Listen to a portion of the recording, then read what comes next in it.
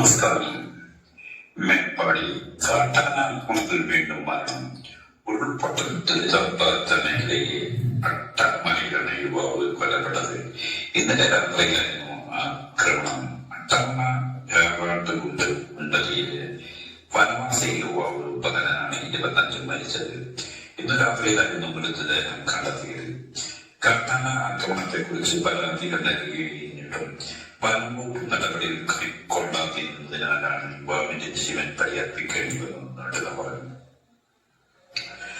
മൃതദേഹം ഏറ്റെടുക്കാൻ അനുവദിക്കാതെ പ്രതിഷേധിക്കുകയാണ് തമിഴിലെ നാട്ടുകാർ. 2 ദിവസത്തിനിടെ കാട്ടാന ആക്രമണത്തിൽ 4 മരണമാണ് റിപ്പോർട്ട് ചെയ്തത്. ആതിരപ്പള്ളി കല്ലാന സ്റ്റേറ്റ് ഡിവിഷനിലെ കാട്ടാന റിപ്പോർട്ട് ചെയ്തത്. 8 സ്റ്റാഫ് ക്വാർട്ടേഴ്സ് കാട്ടാനക്കൂട്ടം നശിപ്പിച്ചു. കെട്ടിടത്തിന്റെ വാതിലും ഭിത്തിയും തകർത്ത് അകത്ത് കിടന്ന ആന വലിയ നഷ്ടങ്ങളുണ്ടാക്കിയത്. വീട്ടിലുപയോഗിക്കുന്ന പാത്രങ്ങൾ, വാഷിംഗ് മെഷീൻ, അലമാര, വസന്തനെ ആന നശിപ്പിച്ചു. ക്വാർട്ടേഴ്സിൽ രാത്രി ആരും ഇല്ലാതിരുന്നാൽ ആളവൻ ഒഴിവായി. ഇതേ എസ്റ്റേറ്റിൽ പ്രസാദ് എന്ന തൊഴിലാളി കഴിഞ്ഞ ദിവസം ആന ആക്രമിച്ചു പരിക്കേൽപ്പിച്ചു.